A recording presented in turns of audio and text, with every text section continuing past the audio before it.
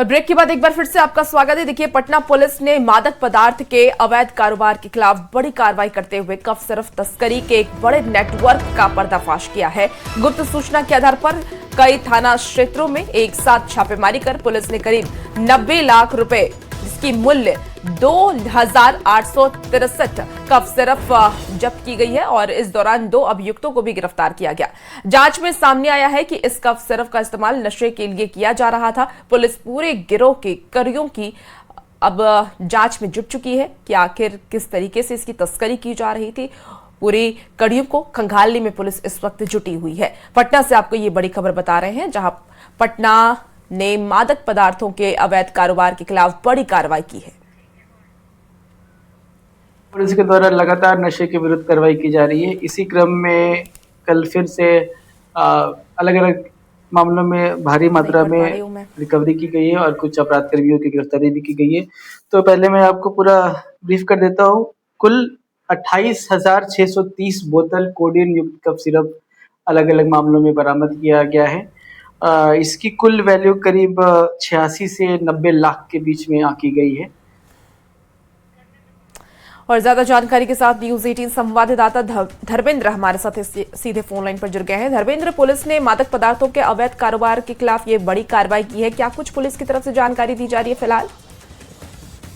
लगातार पटना पुलिस के द्वारा मादक पदार्थों को लेकर एक अभियान चलाया जा रहा है और लगातार राज्य के कई जगहों से, खास करके पटना एक बड़ा हब बनता जा रहा है नशा का। उसके खिलाफ लगातार कई थानों में एक साथ कार्रवाई की जाती है और एक बड़े गिरोह का पर्दाफाश किया है कल पटना पुलिस ने, जब 90 लाख से अधिक रुपए के कप सिरप बरामद किए हैं। 2 लोगों की गिरफ्तारी भी हुई है और लगातार कई थानों में एक साथ कार्रवाई की गई। चित्रगुप्त नगर थाना हो, रामकृष्णा नगर थाना हो, चाहे तमाम जिस तरह से नेक्सस बना हुआ है, उस नेक्सस को ध्वस्त करने के लिए लगातार पटना पुलिस अभियान चला रही है। विशेष छापामारी दल के द्वारा इस तरह के कार्य को अंजाम दिया जा रहा है और कल जब पटना पुलिस के द्वारा इस पूरे अभियान को अंजाम दिया गया और एक बड़े गिरोह का पर्दाफाश किया गया है। जी, इसमें 2 अभियुक्तों को गिरफ्तार भी किया गया है। क्या इन दोनों से कुछ पता चल पाया कब से ये गिरोह सक्रिय था और कहां-कहां तस्करी हो रही थी? जी, जहां तक की पुलिस की जानकारी है, कई जो थाने हैं, कई थानों से इस तरह की कार्रवाई होती है और जब 2 लोग गिरफ्तार हुए हैं तो इनके जो बड़े गिरोह के और सदस्य हैं जो कि अलग अलग जगहों से जाकर इस तरह के कारनामों को अंजाम देते हैं और खास करके सूखा नशा और कप सिरप जैसे नशे के मादक पदार्थों का इस्तेमाल करते हैं और युवा पीढ़ी के लिए एक बड़ी चिंता की बात होती है। वैसे में इन 2 जो गिरफ्तार हुए हैं उनसे पूरी जानकारी ली जा रही है कि आगे इनके और कितने सदस्य हैं जो इस तरह के कार्यों में लिप्त हैं। तो पूरी तरह से पुलिस लगातार इस अभियान में जुड़ी हुई है और लगातार इस तरह के छापेमारी दल के द्वारा इस तरह की। ठीक है धर्मेंद्र, आप नजर बना के रखिए और देखना होगा पुलिस की तरफ से और कितनी गिरफ्तारी इस पूरे मामले पे की जाती है। बहुत शुक्रिया जानकारी के लिए। और आपके सामने एक और बड़ी खबर रखने जा रहे हैं वैशाली से। ये खबर जहां जमीन दाखिल खारिज में बड़े फर्जीवाड़े का खुलासा हो रहा है। पुलिस ने एक शातिर भूमाफिया को गिरफ्तार कर पूरे गिरोह का पर्दाफाश किया। बताया जा रहा है कि फर्जी कागजात बनाकर जमीन का दाखिल खारिज कर उसे बेच दिया जाता था। लेमपुर गांव में मुख्य आरोपी कृष्ण नंदन पासवान को गिरफ्तार किया गया। पूछताछ में आरोपी ने खुलासा किया कि इस गिरोह में 4 से 5 लोग शामिल हैं जो साइबर कैफे के जरिए फर्जी कागजात तैयार करते हैं, अंचल कार्यालय में सेटिंग कर दाखिल खारिज कराते थे और उसके बाद जमीन को दूसरे लोगों को बेच दिया जाता था। फिलहाल पुलिस पूरे नेटवर्क को खंगाल रही है। टीम के द्वारा जो कागजात उपलब्ध कराया गया था उसका सत्यापन रजिस्ट्री कार्यालय से कराया गया। रजिस्ट्री कार्यालय में जब सत्यापन किया गया तो पता चला कि जो दस्तावेज लगाया गया था दाखिल खारिज के लिए, वो दस्तावेज डीड कभी हुआ ही नहीं है और वो पूरी तरह से कुटरचित और फर्जी दस्तावेज था। और उसमें ये भी तथ्य सामने आया कि जो दस्तावेज के बेसिस पे म्यूटेशन का अप्लाई किया गया था उसका म्यूटेशन भी कर दिया गया था अंचल कार्यालय की मदद, एक कर्मी है उसके मदद से। देखिए, राज्य से आपको इस वक्त एक और बड़ी खबर बताया, जहां जगन्नाथपुर मंदिर में चोरी और गार्ड की हत्या मामले में पुलिस को बड़ी सफलता हाथ लगी है। पुलिस ने 3 आरोपियों को गिरफ्तार किया है। आरोपियों के पास से दान पेटी के पैसे भी बरामद किए गए। घटना को अंजाम देने के बाद आरोपी शॉपिंग कर रहा था इस वक्त की आपको ये बड़ी खबर बताएं, जहां जगन्नाथपुर मंदिर में चोरी और गार्ड की हत्या मामले में पुलिस को बड़ी सफलता हाथ लगी है। पुलिस ने 3 आरोपियों को गिरफ्तार किया। आरोपियों के पास से दान पेटी के पैसे भी बरामद हुए और घटना के बाद आरोपी शॉपिंग कर रहा था और उसकी तस्वीर भी सीसीटीवी में कैद हो गई है। इस वक्त की आपको ये बड़ी खबर बता रहे हैं।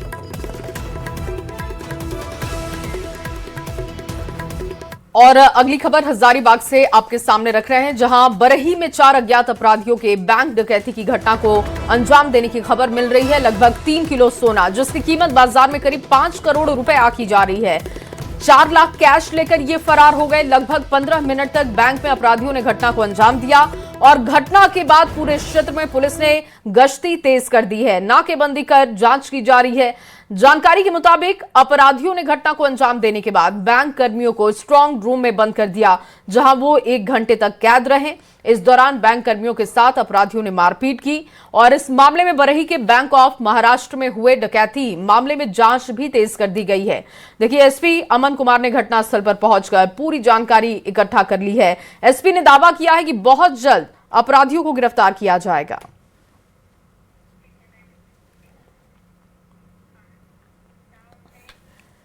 खबर अब जमुई से है, जहां नवोदय विद्यालय के 10वीं के छात्र ने आत्महत्या कर ली, जिसके बाद आक्रोशित परिवार वालों ने शहर के कचहरी चौक को शव के साथ जाम कर दिया। परिजनों ने स्कूल प्रबंधन पर लापरवाही का आरोप लगाया है, तो वहीं घटना की सूचना पर पुलिस पहुंची और पुलिस ने परिजनों को समझाने की कोशिश की। इस दौरान पुलिस और स्थानीय लोगों के बीच कहासुनी भी हो गई। आक्रोशित लोगों ने पुलिस के खिलाफ नारेबाजी भी की और इसके बाद पुलिस ने हल्का बल का प्रयोग कर शव और परिजनों को मौके से हटाया और सड़क जाम हटाते हुए मामले को शांत कराया। बरहट नवोदय विद्यालय में एक लड़के के द्वारा आत्महत्या की गई है। सबका पोस्टमार्टम कराने के उपरांत उनके परिजनों के द्वारा यहाँ कचहरी चौक पर विधि व्यवस्था की स्थिति खड़ी की गई थी। समझा बुझाकर विधि व्यवस्था की स्थिति को पुनः सुचारू रूप से बहाल किया गया है। और अगली खबर रांची से, जहां पिछले 7 दिनों से चल रहे पैरा शिक्षक का आंदोलन खत्म हो चुका है। पैरा शिक्षकों का आंदोलन खत्म हो चुका है। मुख्यमंत्री के निर्देश पर मंत्री इरफान अंसारी ने शिक्षकों से बातचीत की, जिसके बाद शिक्षकों ने अनशन को खत्म किया। समानता परीक्षा को टेट का दर्जा दिलाने का भरोसा दिया गया है और इसी मामले को लेकर देखिए, पैरा शिक्षकों का आंदोलन चल रहा था। मंत्री ने उनसे मुलाकात की है, भरोसा दिया है कि जो उनकी मांगे हैं उस पर अमल किया जाएगा।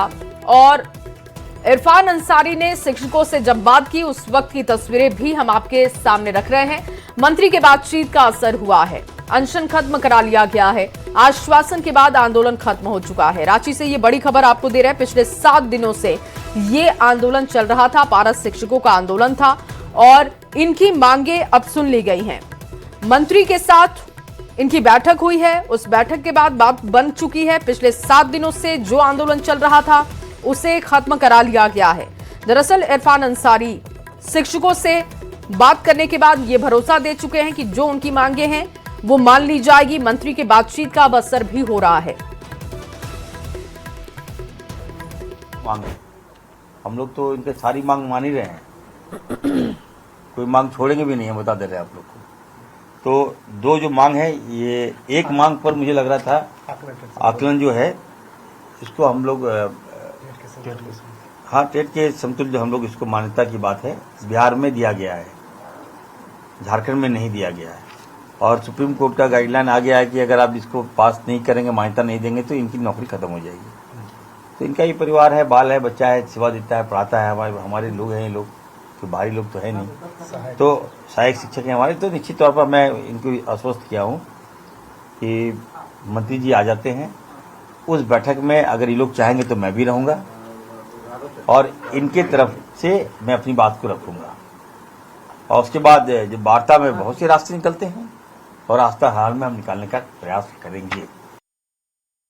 देखिए, बिहार में पुलिस कर्मियों की अनुशासनहीनता अब बर्दाश्त नहीं की जाएगी। बिहार के डीजीपी ने पुलिस कर्मियों को सख्त आदेश दिया है। वर्दी की गरिमा बरकरार रखने का संदेश भी दिया गया। ये रिपोर्ट आपको दिखाते हैं।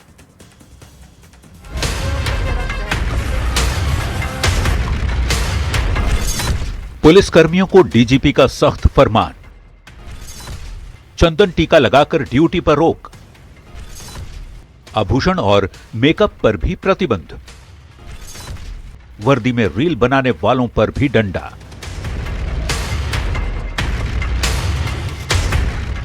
बिहार पुलिस को अब अनुशासन में रहना पड़ेगा। सर्विस रूल्स तोड़ने पर सख्त कार्रवाई होगी। बिहार के डीजीपी ने सख्त फरमान जारी कर दिया है। बिहार में पुलिस वर्दी और अनुशासन को लेकर डीजीपी ने बड़ा संदेश दे दिया है। डीजीपी विनय कुमार ने दो टूक कह दिया है कि ड्यूटी के दौरान वर्दी में किसी तरह की ढिलाई बर्दाश्त नहीं की जाएगी। कोई भी पुलिसकर्मी वर्दी में चंदन टीका लगाकर ड्यूटी नहीं कर सकता। महिला पुलिसकर्मियों पर भी सख्ती कर दी गई है। महिला पुलिसकर्मियों के लिए आभूषण और मेकअप पर प्रतिबंध लग गया है। महिला पुलिसकर्मी सज धज कर और मेकअप में ड्यूटी पर नहीं आ सकती। महिला पुलिसकर्मी ड्यूटी के दौरान झुमके, चूड़ियां, मेकअप जैसे सजावटी सामान का उपयोग भी नहीं कर सकेंगी। पुलिसकर्मियों के लिए वर्दी के साथ टोपी और बेल्ट पहनना अनिवार्य है। बिना टोपी और बेल्ट ड्यूटी करना नियमों का उल्लंघन माना जाएगा। ड्यूटी के दौरान पुलिसकर्मी अंगूठी भी नहीं पहन सकते। टीका चंदन नहीं लगा सकते हैं। आपको वर्दी यदि पहने हुए हैं तो आप 10 उंगली में अंगूठी नहीं पहन सकते हैं। अलंकरण, किसी भी प्रकार का अलंकरण वर्जित है वर्दी के साथ। तो इन सभी चीजों के लिए सब लिखा हुआ है। इवन महिलाओं के लिए हम लोगों ने आदेश निकाला तो उसमें लिखा था कि आप इस प्रकार का यदि यूनिफॉर्म पहने हुए हैं तो आप पूरा कान, नाक, मुंह में पूरा साज सज्जा, डायमंड, सोना नहीं पहन सकते। बिहार में रीलबाज पुलिसकर्मियों पर भी एक्शन जारी है। पूर्णिया की महिला थानाध्यक्ष शबाना आजमी को पुलिस वर्दी में सोशल मीडिया रील बनाने के मामले में निलंबित कर दिया गया। पुलिस मुख्यालय ने रील बनाने वाले 50 अन्य पुलिसकर्मियों पर कार्रवाई के आदेश दिए हैं। यानी बिहार के डीजीपी का संदेश साफ है, पुलिस सेवा में सादगी और अनुशासन जरूरी है और इसका पालन करना ही होगा। वर्दी की गरिमा बनाए रखना सबसे बड़ा अनुशासन है। न्यूज 18 के लिए पटना से अमित कुमार की रिपोर्ट।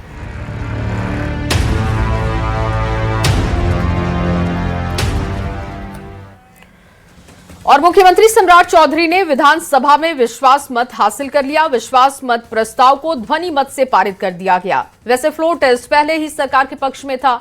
बहुमत साबित करने के बाद सीएम सम्राट चौधरी ने विपक्ष के सारे सवालों का चुन चुनकर कैसे दिया जवाब, दिखाते हैं आपको इस रिपोर्ट में। जो इस प्रस्ताव के पक्ष में हाँ कहें, जो इस प्रस्ताव के पक्ष में ना कहें, मैं समझता हूं कि पक्ष में बहुमत है, पक्ष में बहुमत है, यह प्रस्ताव स्वीकृत हुआ। सरकार बनने के 10वें दिन सीएम सम्राट चौधरी ने विधानसभा में विश्वास मत हासिल कर लिया। वैसे तो ये पहले से तय था, बहुमत सरकार के पक्ष में था। एनडीए के पास 201 विधायकों का समर्थन था। लेकिन इस दौरान हुई चर्चा में दिल की कई बात जुबान पर आ गई। नीतीश कुमार जी का, नरेंद्र मोदी जी का, नितिन नवीन जी का, चिराग पासवान जी का, उपेंद्र कुशवाहा जी का, जीतन राम मांझी जी का, सबका आशीर्वाद है तब तो यहाँ बैठा हूं। कौन गलतफहमी में? सभी पार्टी के नेताओं के बोलने के बाद सीएम सम्राट चौधरी ने विपक्ष के सारे सवालों का चुन चुन कर जवाब दिया। चाहे वो क्राइम हो, करप्शन हो और कम्युनिज्म हो, इन तीनों चीजों पर कभी समझौता नहीं किया गया। आगे भी किसी भी कीमत पर कोई समझौता ये सरकार में। सम्राट चौधरी ने अपने उम्र को लेकर लगे आरोपों का जवाब दिया। 1995 में मैं जेल में रहा और ये सारे मामले कोई नया नहीं है। मैं लोअर कोर्ट लड़ा हूं, हाई कोर्ट लड़ा हूं, सुप्रीम कोर्ट लड़ा हूं, सब बार लड़कर जीतकर यहां बैठा हूं। तो अपनी सरकार की प्राथमिकता भी गिनाई और लालू प्रसाद पर तंज भी कस दिया। बड़े नेता हैं, इसमें कहीं दो मत नहीं, लेकिन यदि वो सिर्फ अपने लिए नहीं जीते रहते तो ये सब लोग उनके साथ ही खड़े होते और लालू जी सबसे पहले। सम्राट चौधरी ने बिहार में सुशासन का राज और नीतीश कुमार के बेहतर काम जारी रखने का दावा किया। आज का दिन बिहार की राजनीति के लिए काफी खास रहा। सम्राट चौधरी के नेतृत्व में एनडीए की नई सरकार ने दमदार तरीके से बहुमत हासिल कर ली। अब नई सरकार के ऊपर जिम्मेवारी है उन वादों को निभाने की जो चुनाव में बिहार के लोगों से किए गए थे। न्यूज 18 के लिए पटना से शैलेंद्र और रजनीश कुमार के साथ ब्यूरो रिपोर्ट। देखिए, अब बिहार की नई सरकार ने विधानसभा में बहुमत साबित कर दिया। साथ में यह भी साफ हो गया है कि बिहार में शराबबंदी जारी रहेगी। अब इस मुद्दे पर राजनीतिक बयानबाजी का दौर भी तेज हो गया है। रिपोर्ट आपको दिखाते हैं।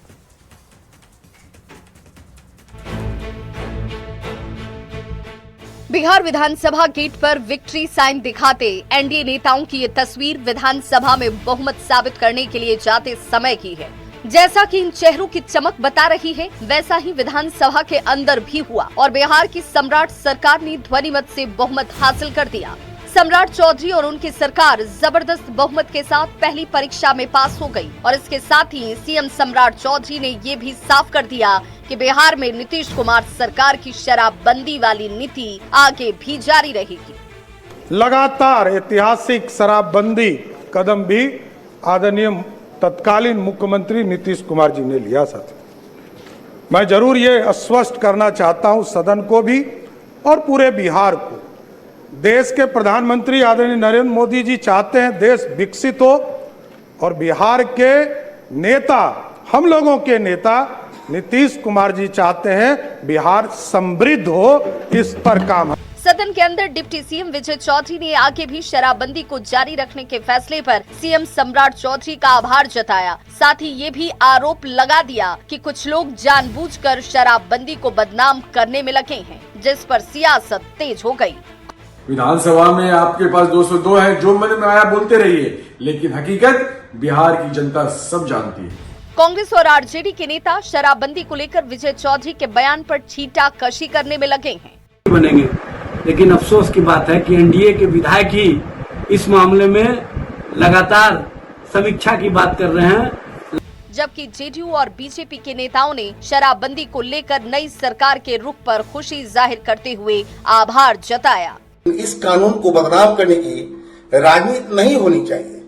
ये पूरा बिहार जानता है कि शराबबंदी नीतीश कुमार के दिल के करीब है और अब नई सरकार के मुखिया सम्राट चौधरी ने भी साफ कर दिया कि आगे भी शराबबंदी जारी रहेगी, वो भी पूरी सख्ती के साथ। न्यूज़ 18 के लिए पटना से शैलेंद्र, रजनीश और अमित कुमार के साथ ब्यूरो रिपोर्ट। और वहीं बिहार विधानसभा में तेजस्वी यादव और सम्राट चौधरी के बीच तीखी बहस हुई। तेजस्वी ने एक बार फिर सम्राट पर लालू की पाठशाला वाला वार किया, तो सम्राट चौधरी ने सधे अंदाज में तेजस्वी को बपौती वाला जवाब दिया। दिखाते हैं आपको इस रिपोर्ट में। लालू जी के पाठशाला के हैं, मुख्यमंत्री बने तो इससे अच्छी बात हम लोगों के लिए क्या हो सकती है। कुछ लोगों को लगता है हमारा पाठशाला, यही बपौती से बाहर निकलिए। बिहार विधानसभा में सम्राट सरकार ने विश्वास मत हासिल कर लिया, लेकिन इस विश्वास मत के दौरान सीएम और नेता प्रतिपक्ष तेजस्वी यादव के बीच तीखी बहस हुई। तेजस्वी यादव ने एक बार फिर सम्राट पर लालू की पाठशाला वाला वार किया। तेजस्वी ने सम्राट को बधाई देते हुए बड़ा तंज कस दिया। फिर बारी सम्राट चौधरी की थी। मुख्यमंत्री ने तेजस्वी को अपने ही अंदाज में जवाब दिया। भाई सम्राट चौधरी जी को दिल से धन्यवाद देना चाहेंगे कि भाई सेलेक्टेड सीएम, इलेक्टेड सीएम को जो है सेलेक्टेड सीएम ने अपने संकल्प जो लिया था, आपने अपना संकल्प जो है पूरा किया। और हम लोगों को तो खुशी की बात है कि भाई ये तो लालू जी के पाठशाला के हैं, मुख्यमंत्री बने तो इससे अच्छी बात हम लोगों के लिए क्या हो सकती है। तो महोदय, भले ही भाजपा का पहला मुख्यमंत्री हो, लेकिन कई आरएसएस के लोग, भाजपा के लोग जो है संतुष्ट नहीं है। कुछ लोगों को लगता है हमारा पाठशाला, यही बपौती से बाहर निकलिए। किसी की बपौती नहीं है ये सत्ता। ये जो मुख्यमंत्री का पद है, ये 14 करोड़ बिहारियों का आशीर्वाद है, इसलिए आज मैं बैठा हूं। नीतीश कुमार जी का, नरेंद्र मोदी जी का, नितिन नवीन जी का, चिराग पासवान जी का, उपेंद्र कुशवाहा जी का, जीतन राम मांझी जी का, सबका आशीर्वाद है, तब तो यहां बैठा हूं। कौन गलतफहमी में है? कोई किसी का पाठशाला नहीं है, ये लोकतंत्र है। यही भारतीय जनता पार्टी है साथियों, जिस पार्टी ने हमको लीडर ऑफ ऑपोजिशन भी बनाया, भारतीय जनता पार्टी का अध्यक्ष भी बनाया और 2-2 बार डिप्टी सीएम बनाया और आज बिहार का मुख्यमंत्री बनाया है। बिहार विधानसभा में तेजस्वी यादव ने सीएम सम्राट चौधरी पर तंज कसकर सियासी पारा बढ़ा दिया, लेकिन सीएम ने तेजस्वी के आरोपों का करारा जवाब दिया। बतौर मुख्यमंत्री सम्राट चौधरी ने तेजस्वी को विधानसभा में जमकर सुनाया। को लगता है हमारा पार्ट था। न्यूज 18 के लिए पटना से शैलेंद्र कुमार के साथ रजनीश कुमार की रिपोर्ट। किसी की बपौती नहीं है ये सत्ता। देखिए, भागलपुर से इस वक्त एक बड़ी खबर सामने आ रही है, जहां मुंडन संस्कार के दौरान बड़ा हादसा हो गया है। गंगा नदी में डूबने से 3 लोगों की मौत हो गई। एक ही परिवार के 3 लोगों की मौत हुई है। 2 युवती और 1 युवक की मौत हो गई है। नहाते वक्त पैर फिसलने से हादसा हुआ है। रंगरा के झुल्लूदास टोला की ये घटना बताई जा रही है। मरने वाले में 2 सगे भाई बहन शामिल हैं। इस वक्त की आपको ये बड़ी खबर भागलपुर से बताएं, जहां मुंडन संस्कार के दौरान ये बड़ा हादसा हो गया है। गंगा नदी में डूबने से 3 लोगों की मौके पर ही दर्दनाक मौत हो गई। एक ही परिवार के 3 लोगों की मौत हुई है, जिसमें कि 2 युवती और 1 युवक शामिल है। बता दें आपको कि नहाते वक्त पैर फिसलने की वजह से यह हादसा हुआ है। जो जानकारी सामने आ रही है, मरने वालों में 2 सगे भाई बहन शामिल हैं।